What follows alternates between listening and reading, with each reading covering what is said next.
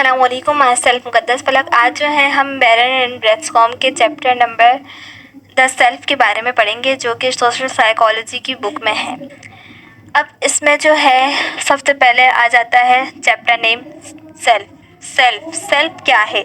Self का ये मतलब है कि we tend to understand how we think, how we feel about our self. हम खुद के बारे में, हमारा खुद के बारे में रुझान, हम खुद के बारे में क्या सोचते हैं, हम खुद के बारे में क्या फील करते हैं, इसे कहते हैं।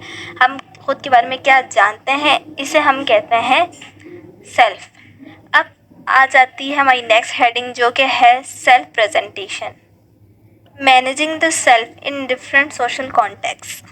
सेल्फ प्रेजेंटेशन का ये मतलब है कि हमारा जो बिहेवियर है और हमारा एक्शन है, हम किस तरह अपने आप को दूसरों के सामने दिखाते हैं, दूसरों के सामने पेश करते हैं, और हमारी जो इमेज है वो दूसरों के सामने क्या है, हम अपने आप को दूसरों के सामने किस तरह प्रेजेंट करते हैं, ये सब कुछ आ जाता है सेल्फ प्रेजेंटेशन में। अब विलियम शेक्सपियर ने अपनी जो पोएम हो, उन्होंने उसमें भी ये लिखा था कि all the world is a stage and all the man and women merely players. इसका ये मतलब कि जितने भी लोग इस दुनिया में हैं, मीन्स कि जो मर्द हैं और जो ख़वातीन हैं, वो जो है सब जो है वो एक्टर्स हैं जो कि एक रोल प्ले कर रहे हैं। और हम सेल्फ प्रेजेंटेशन में वो ही लोगों को दिखाना चाहते हैं कि जो वो हमारे बारे में परसीव करें। हम उनको अच्छा दिखाना चाहते हैं, शो करवाना चाहते हैं अपने बारे में अच्छा, कि वो हमारे बारे में वही परसीव करें। हम अपने बारे में गुड चीज़ें दिखाते हैं, नेगेटिविटी तो हम दिखाते ही नहीं है। हम ये चाहते हैं कि लोग हमें एज अ गुड परसीव करें। अब नेक्स्ट हेडिंग है self other accuracy in predicting our behaviour. Predicting का ये मतलब होता है कि पेशन गो ही देते हैं इसमें हम।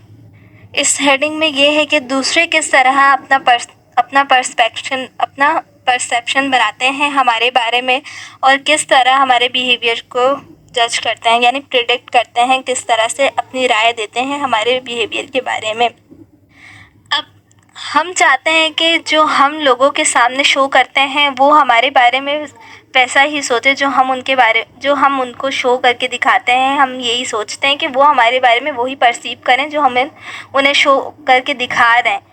जैसे कि हम उन्हें दिखा रहे हैं कि हम अच्छे पर्सन हैं, तो वो हमें एज अ गुड पर्सन ही परसीव करें। अगर हम ये शो कर रहे हैं कि हमारे पास ये चीज़ है, तो वो ये परसीव करें कि हाँ, हम इनके पास ये हैं, ये अच्छे हैं। बट सम टाइम ऐसा होता है कि हम जैसा लोगों को शो करवा रहे होते हैं ना, वो हमें वैसा परसीव नहीं करते हैं। वो हमें अपना अलग ही व्यू देते हैं, हमारे बारे में अपना अलग ही पॉइंट ऑफ व्यू बना लेते हैं। हर इंसान ख़ुद को बेहतर जानता है, पर सम टाइम ये हो जाता है कि लोग भी हमें सही प्रेडिक्ट कर लेते हैं, लेकिन ना कभी कभी ये होता है कि लोग जो है हम जैसा सोच रहे होते हैं, लोग उसके अगेंस्ट हो जाते हैं। नहीं, वो हमारे बारे में गलत पॉइंट ऑफ व्यू भी दे देते हैं। लोगों को ज़्यादा हमारे बारे में नहीं पता होता है एज़ कम्पेयर टू अस। हम as compare to how we know about our self, means कि हम अपने बारे में ज़्यादा बेहतर जानते हैं एज़ कम्पेयर टू अदर्स। हमें पता होता है कि हम क्या शो करवा रहे हैं, हम क्या अपनी इमेज, अपना इम्प्रेशन उन पर डाल रहे हैं। हमें पता होता है कि हम किस तरह अपने आप को शो कर रहे हैं एज़ कम्पेयर टू अदर्स। वो हमारे बारे में सही ज़्यादा नहीं जानते, हम अपने बारे में ज़्यादा अच्छे से जानते हैं। अब आ जाते हैं हम अपनी नेक्स्ट हेडिंग के ऊपर, जो है social life in a connected world. Does Facebook use change our offline behaviour. इसमें यह है कि दो चीज़ें आ जाती है। नंबर 1 जो है वो है सोशल कंपनसेशन, और नंबर 2 जो है वो है सोशल इन्हेंसमेंट। अब सोशल कंपनसेशन, इसमें ये हो जाता है कि लोग जो हैं वो, उनके पास जो होती हैं, लोगों के पास अपनी सेल्फ प्रेजेंटेशन की स्किल जो होती हैं वो बहुत ज़्यादा कम होती हैं। अब वो उसको कंपनसेट करने के लिए वो फेसबुक वगैरह या कोई भी सोशल मीडिया की ऐप है वो यूज़ करता है अपनी सेल्फ प्रेजेंटेशन को इंक्रीज़ करने के लिए, कि वो जो है वो बहुत ज़्यादा इंट्रोवर्ट है, उसके पास जो है सेल्फ प्रेजेंटेशन की स्किल्स है ही नहीं, तो वो सोशल मीडिया को यूज़ करता है ताकि वो मैसेजेस पे या ऑफलाइन होके लोगों से कनेक्ट हो और अपनी जो उसकी सेल्फ प्रेजेंटेशन की स्किल्स है वो उन्हें बढ़ा सके।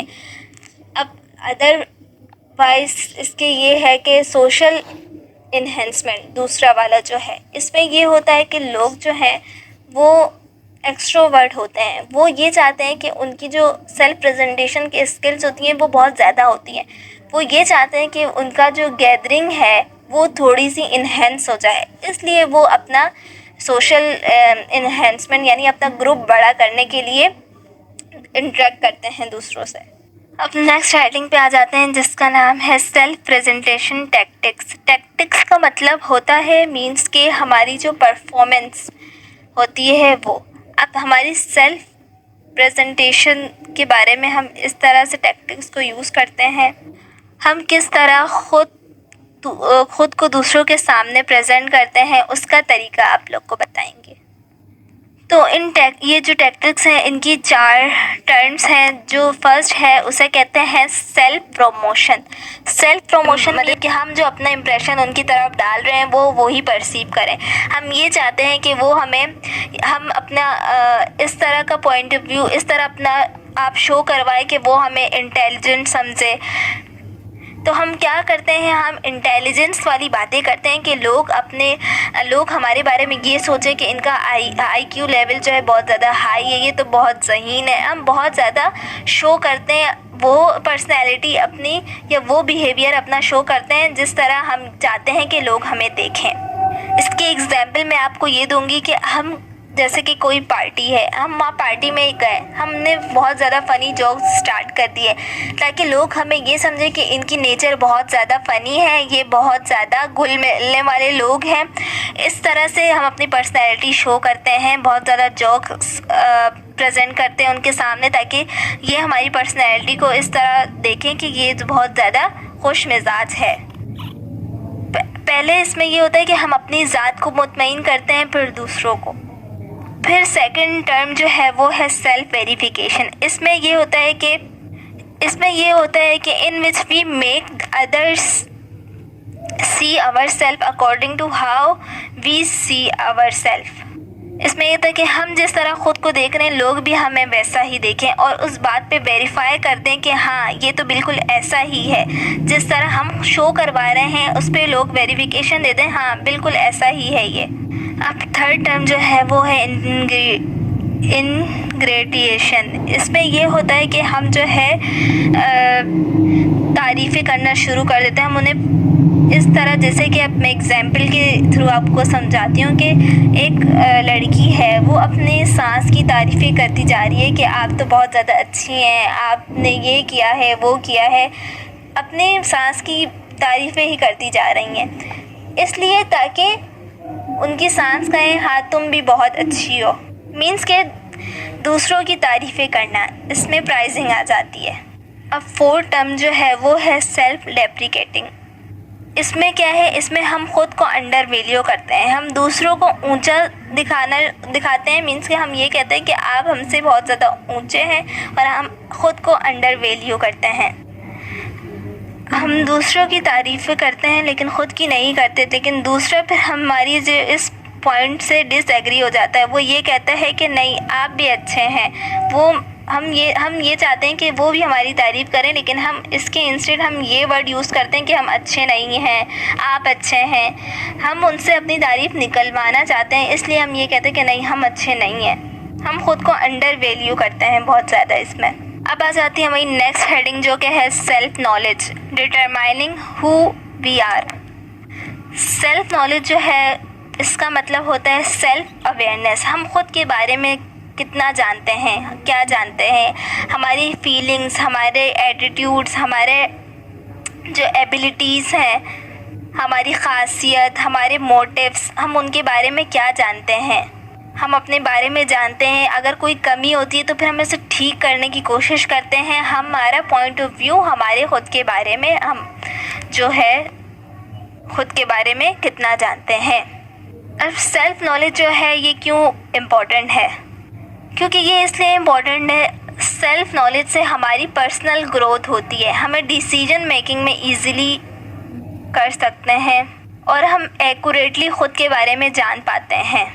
अब इसके दो प्रोसेस हैं, एक है इंट्रोस्पेक्शन जिसमें हम ये होता है कि हम खुद के बारे में क्या जानते हैं, और दूसरा है the self from the others stand point, दूसरे हमारे बारे में क्या जानते हैं। अब आ जाते हैं हम इंट्रोस्पेक्शन, इसमें लुकिंग इनवर्ड मतलब हम खुद के बारे में क्या जानते हैं ये आ जाता है। हम अपने बारे में मीन्स हमारी जजमेंट होती है हमारे ख़ुद के बारे में, हम अपने थॉट्स, हमारे इमोशंस, इन सब के बारे में क्या जानते हैं और हम किस सिचुएशन में किस तरह बिहेव करते हैं, और हमारे अगर बिहेवियर चेंज होता है तो उसकी वजह क्या होती है, इसके बारे में इंट्रोस्पेक्शन में हम इसके बारे में पढ़ते हैं।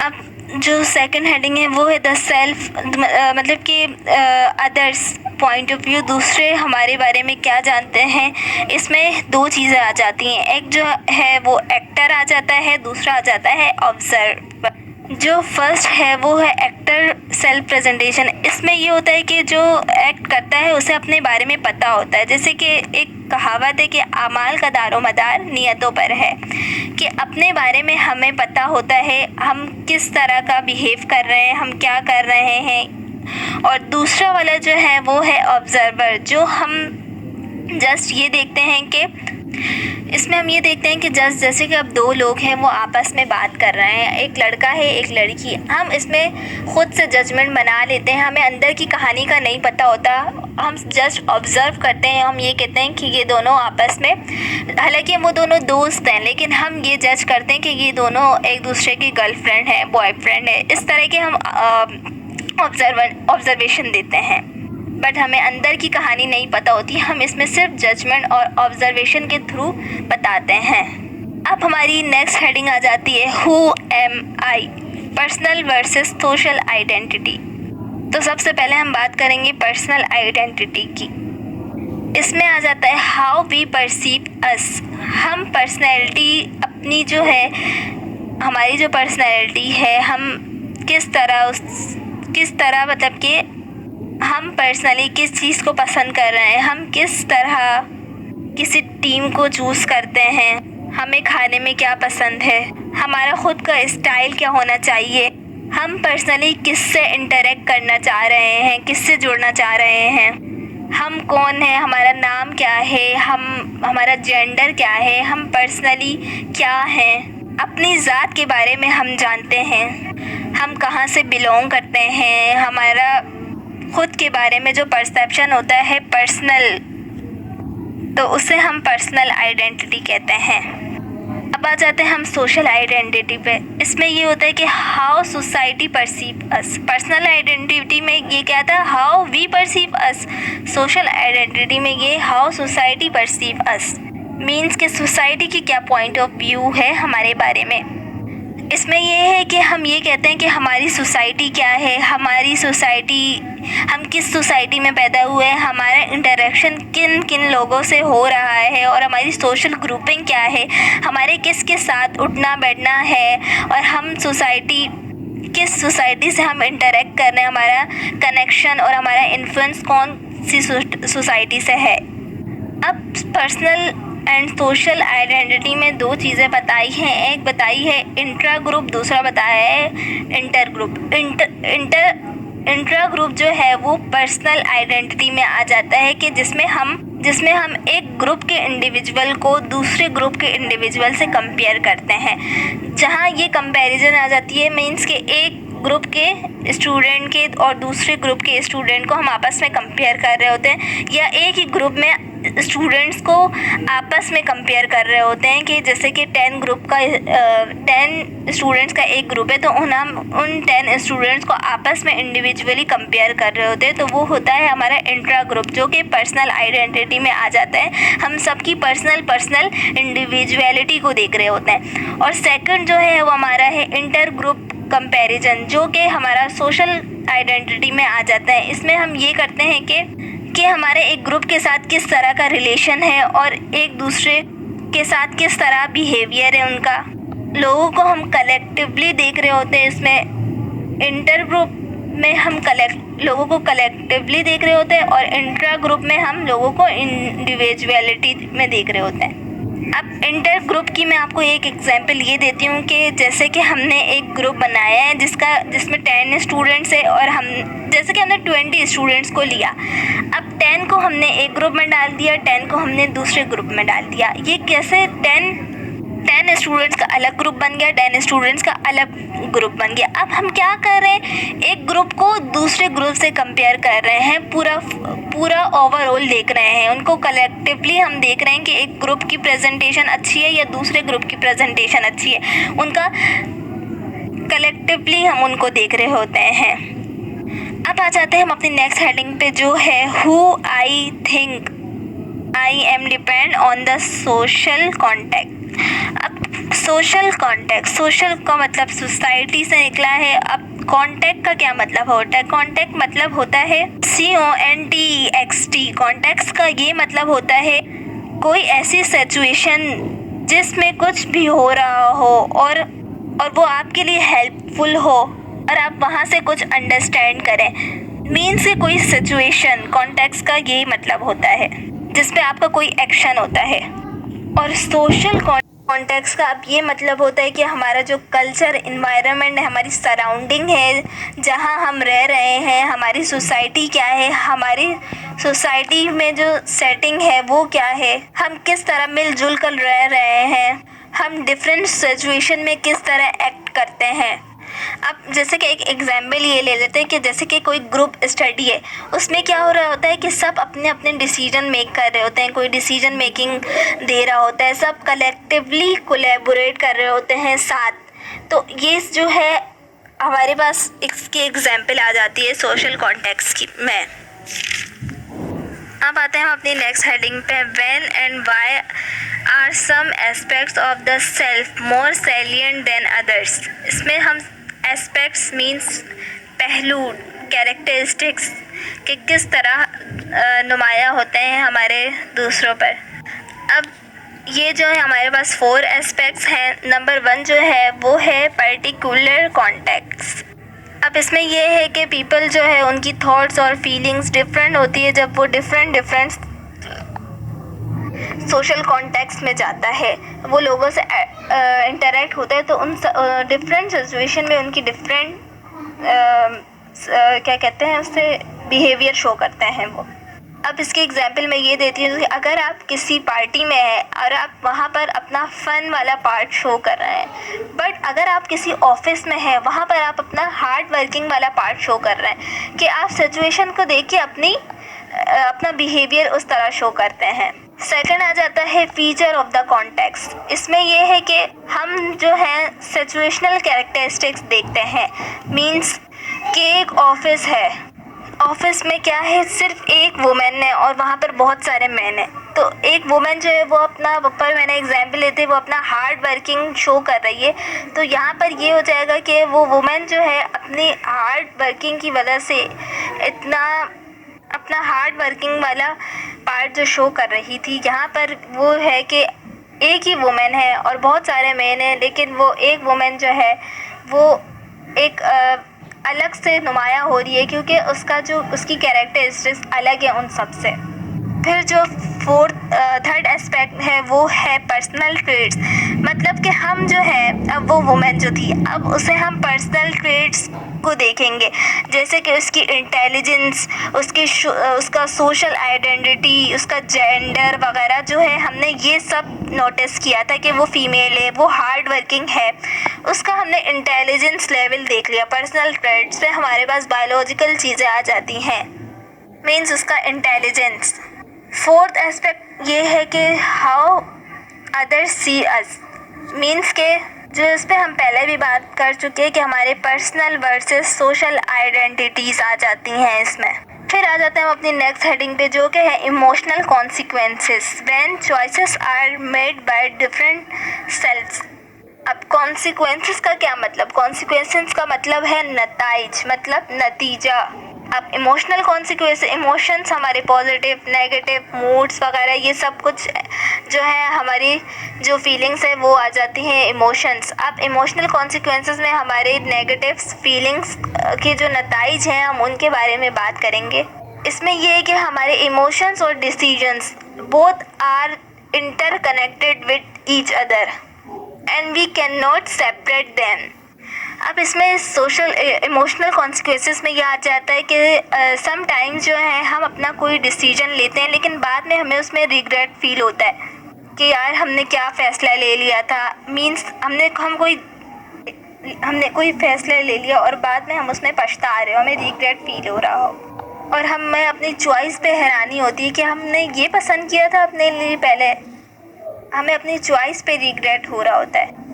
तो ये सारी चीज़ें जो है वो हमारे इमोशंस पे डिपेंड हो रही होती है कि हमारे इमोशन जिस टाइम पे हम उस चीज़ को ख़रीद रहे थे वो डिफरेंट था, वो हमें उस टाइम पे बहुत अच्छा लग रहा था, लेकिन अब बाद में ये हुआ कि हमें उस पर रिग्रेट फील होना शुरू हो गया, हमें वो चीज़ अच्छी नहीं लगने लग गई, हमारी चॉइस डिफरेंट हो गई। तो ये हमारी चॉइस पे डिपेंड करता है। मीन्स हमारे इमोशंस हमारी चॉइस पे डिपेंड करते हैं, क्योंकि पहले हम जो चीज़ ख़रीद रहे थे उस पर हमारे इमोशन डिफरेंट थे और बाद में हमें उसी पे रिग्रेट हो रहा था कि हमने पहले क्या अपने लिए ख़रीद लिया। अब आ जाते हैं हम अपनी नेक्स्ट हेडिंग पे, the self across time, past and future selfs. इस हेडिंग को हम एक दूसरा नाम भी दे सकते हैं, यहाँ पर यूज़ हुआ हुआ है ऑटोबायोलॉजिकल मेमोरी।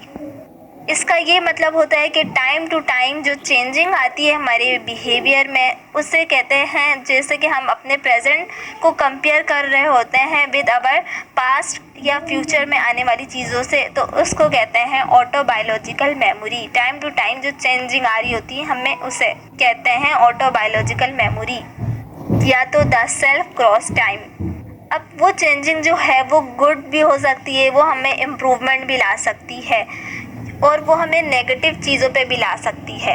मीन्स कि मैं एक एग्जांपल दूंगी, जैसे कि हमारा किसी से मीन्स कि हमारा किसी से रिलेशनशिप था, अब वो हमारा ब्रेकअप हो गया है। अब हमें ये लग रहा है कि पास्ट में अगर हम हैं, अब हम प्रेजेंट में अपने पास्ट को देख रहे हैं, हम ये सोच रहे होते हैं कि हम उससे बात करते थे, हमारा उससे रिलेशन था, हमें उस पर बहुत ज़्यादा मतलब कि ऑकवर्ड फील हो रहा होता है और हम अपने ऊपर हंस रहे होते हैं कि हमारा उससे रिलेशनशिप था और उस पर हमें फ्यूचर में हमें हंसी आ रही होती है खुद पे कि हम क्या चीज़ थे, हम उनने उसको पसंद कर लिया, ये वो हमें टाइम टू टाइम चेंजिंग आ रही होती है हमें, और इससे हम अपने अंदर नई इम्प्रूवमेंट ले आते हैं। फिर कभी कभी ये जो है हमें बहुत ज़्यादा गुड की तरफ लेकर चला जाता है, बट सम टाइम हम क्या कर रहे होते हैं, हम अपने फ्यूचर गोल्स को सेट करने के लिए हम ये सोच रहे होते हैं कि हमारा गोल क्या है, हम अपने गोल को सेट करने के लिए हम उसे छोड़ देते हैं क्योंकि वो हमारा पास्ट था जो कि हमें प्रेजेंट में समझ में आ रहा होता है कि वो ठीक नहीं था, हमने अच्छा डिसीजन लिया उसे वहीं पे छोड़ के।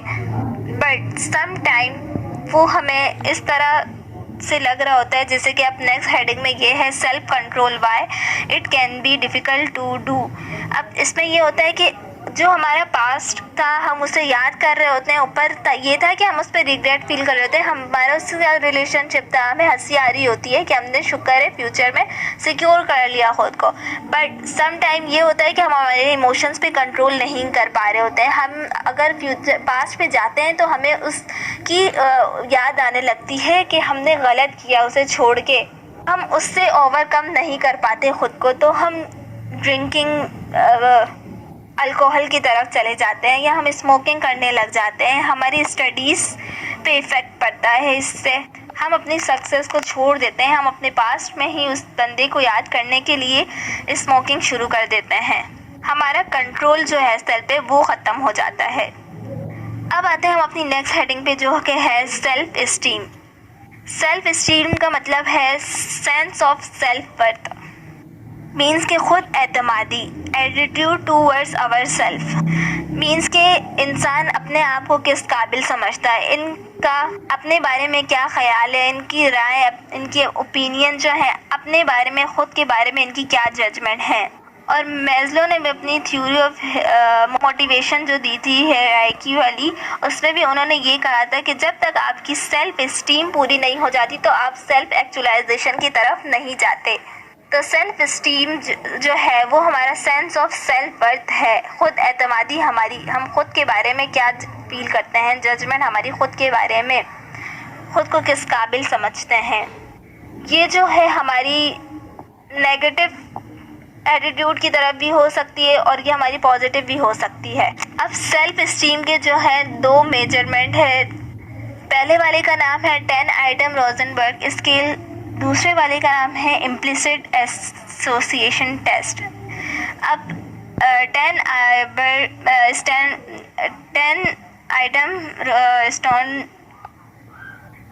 आइटम रोजनबर्ग स्केल जो है, इसमें जो है हम कॉन्शियस होते हैं, हमारा कॉन्शियस लेवल भी जो होता है, हमें पता होता है हमारे साथ क्या हो रहा है इसमें।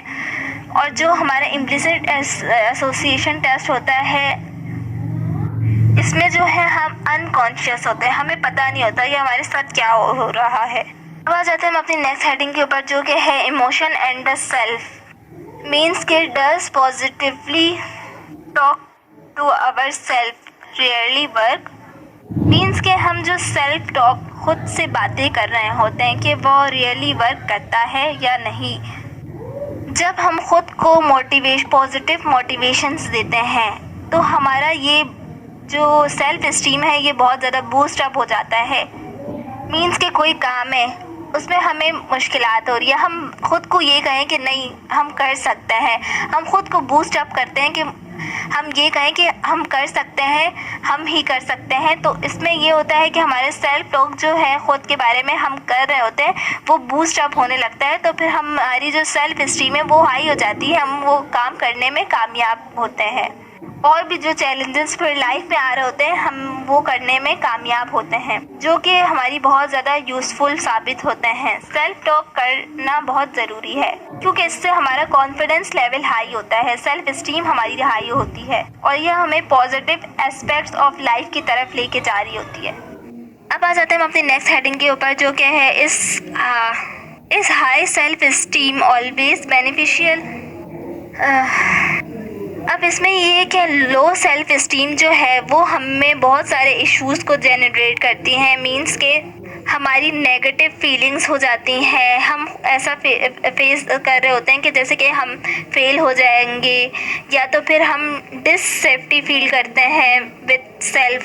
हमें ये लग रहा होता है कि दूसरे हमसे बेहतर हैं, वो बेहतरीन परफॉर्म करेंगे और हम खुद को कुछ भी नहीं समझते। हमारी सेल्फ इस्टीम बहुत ज़्यादा लो हो जाती है, हमारी जो स्किल्स होती हैं वो बहुत ज़्यादा लेस हो जाती हैं, वो लैक ऑफ स्किल हम खुद को फील कर रहे होते हैं, हम अपने आप को फेलियर फील कर रहे होते हैं।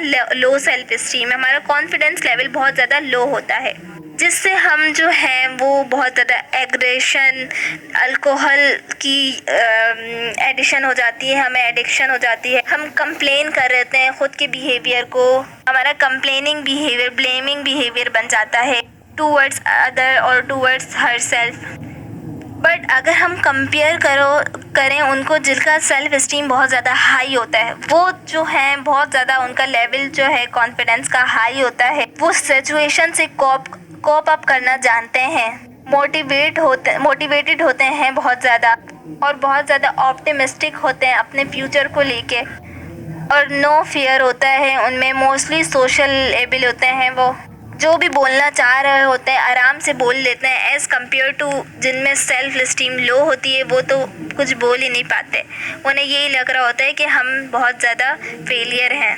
अब हाई सेल्फ इस्टीम की एग्जांपल हम ये ले लेते हैं कि जैसे कि अक्सर बुलीज़ होते हैं, वो अपना सेल्फ इस्टीम तो बहुत ज़्यादा हाई शो कर रहे होते हैं, लेकिन वो उसकी जो अंदर की वजह होती है, उसका जो बिहेवियर होता है, वो असल में ये वजह होती है कि वो अपने नीड्स को फुल करने के लिए ऐसा शो कर रहा होता है। उसकी लो सेल्फ इस्टीम होती है लेकिन वो ऐसा शो कर रहा होता है कि उसकी सेल्फ इस्टीम बहुत ज़्यादा हाई है और वो अपनी नीड्स को फुल करने के लिए बुली कर रहा होता है।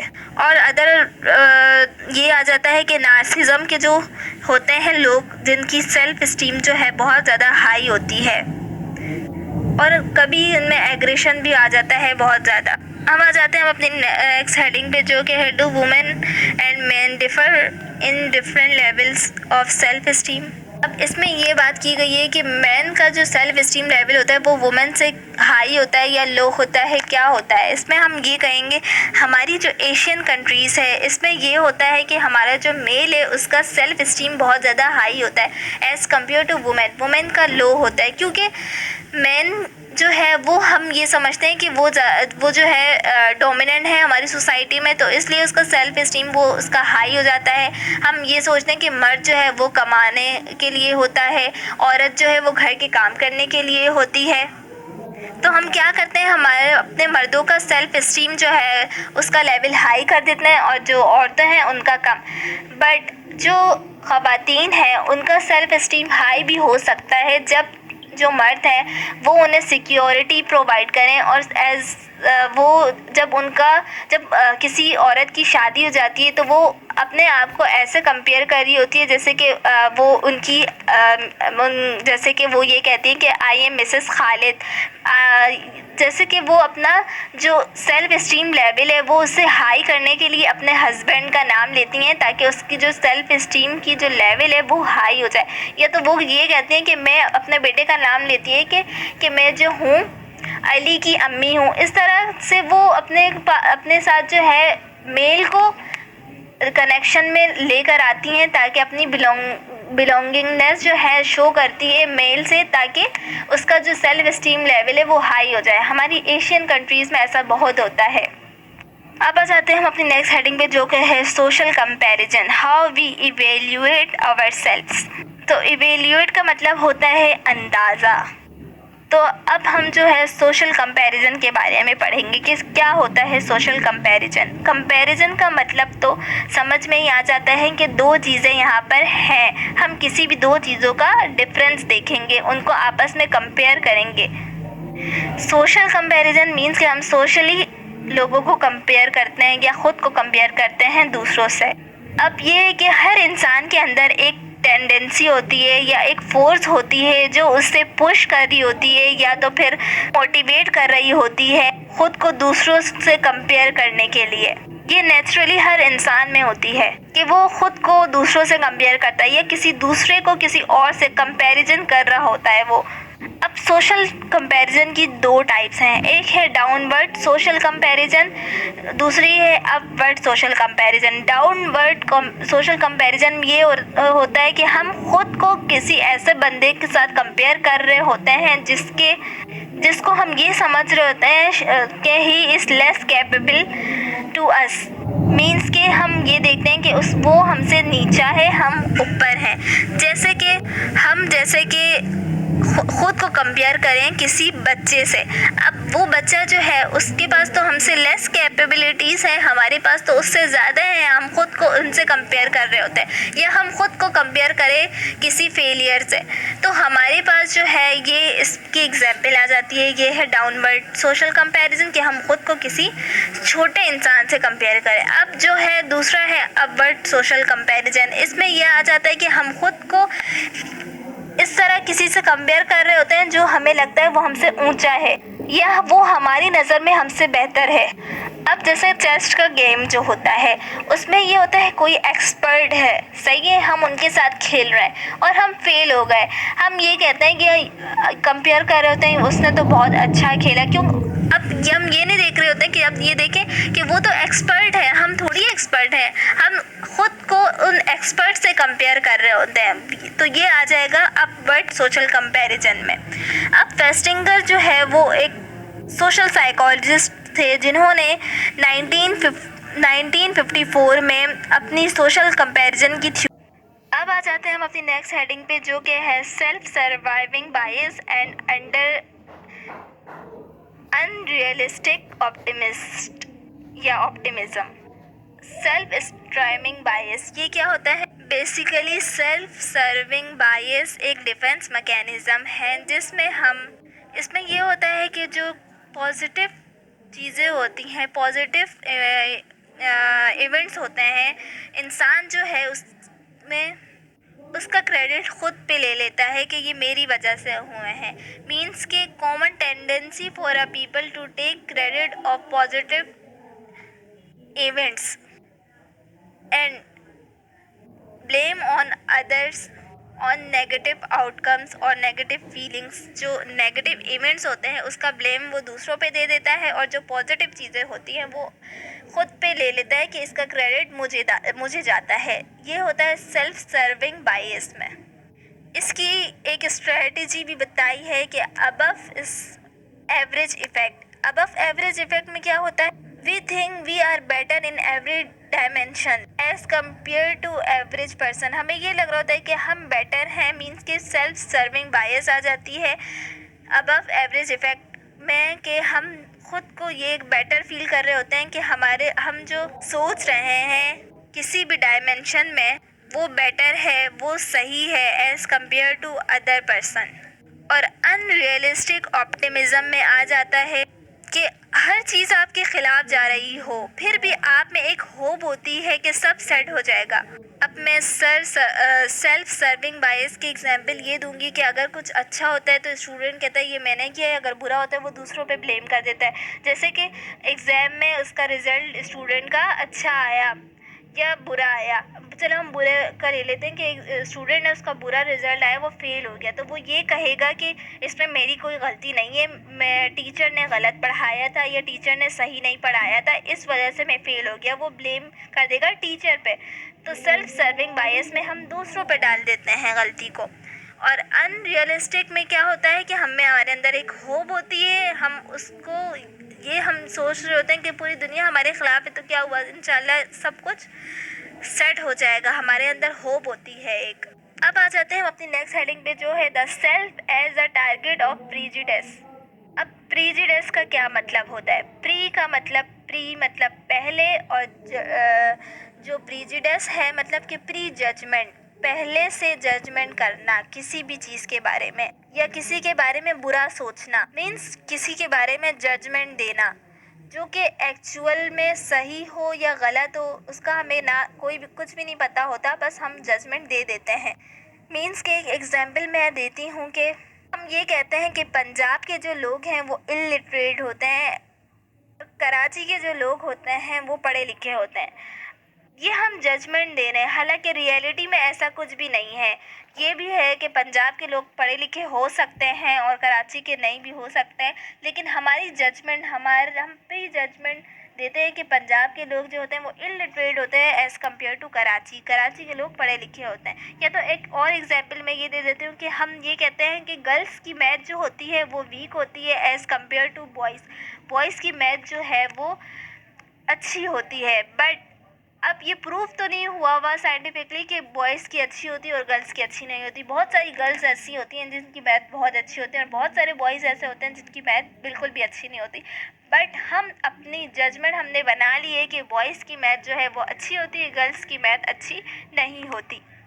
अब आ जाते हैं अपनी नेक्स्ट हेडिंग पे, जो है emotional consequences, how well being can suffer. अब इमोशनल कॉन्सिक्वेंसेस जो है वो हमारे वेल बीइंग पे किस तरह से असर करती है, किस तरह से हम सफ़र करते हैं। अब वेल बीइंग क्या होता है? The state of being happy, comfortable और हेल्दी। जब आप हेल्दी फील करते हैं, कंफर्टेबल फील करते हैं और हैप्पी फील करते हैं, वो स्टेट को कहते हैं वेल बीइंग। अब इसमें यह है कि अगर आप ये करें कि आप एक negative outcome from a task पर रिसीव करते हैं तो हमारा रुझान जो है हम जो है नेगेटिव फीलिंग्स की तरफ जाते हैं, हमारे जो इमोशंस हैं वो नेगेटिव फीलिंग्स की तरफ जाते हैं, और हम ये सोच रहे होते हैं कि नहीं, हाँ ये तो चेंज ही नहीं हो सकता। मीन्स के वो प्रेजुडिस वाली फीलिंग जो है वो आ जाती है, क्योंकि वो तो प्रेजुडिस जो है ये हमारी सोसाइटी में बहुत है, जो कि एक गुड चीज़ नहीं है, बट हम करते हैं, लेकिन इससे हमारी वेल बीइंग पे बहुत ज़्यादा असर होता है। तो ये हमारी वेल बीइंग को सफ़र कर रहा होता है, इससे हमारी वेल बीइंग सफ़र हो रही होती है बहुत नेगेटिव कॉन्सिक्वेंसेस की वजह से। अब आ जाते हैं अपनी नेक्स्ट हेडिंग पे, जो क्या है behavioural consequences, stereotype treat effect performance. अब स्टीरियोटाइप क्या होता है? स्टीरियो मतलब सॉलिड और टायोस का मतलब होता है थॉट्स। अब हमारे जो सॉलिड थॉट होती है उसे हम कहते हैं स्टीरियोटाइप। मीन्स के हमारा फिक्स आइडिया, मीन्स हम अपना माइंड बना लेते हैं कि ख़वातीन घर का काम करने के लिए पैदा हुई है और मर्द हज़रात जो हैं पैसे कमाने के लिए। ये हमारा स्टीरियोटाइप, हमारा एक फ़िक्स आइडिया है जो हमने बनाया है, जिससे हमारे बिहेवियर पे बहुत ज़्यादा असर होता है कि हम ये कहते हैं कि मर्द हज़रात तो है वो बाहर का काम करेंगे, वो पैसा कमाने के लिए पैदा हुए हैं, वो पैसा कमा के लेकर आएंगे, तो घर में जो औरत है वो काम करेगी, घर संभालेंगी और अपने जो घरेलू काम है उसे करेंगी, जो कि हमारे परफॉर्मेंस पे बहुत ज़्यादा इफ़ेक्ट करता है। तो ये चैप्टर यहाँ पे ख़त्म होता है। Thank you so much for watching this.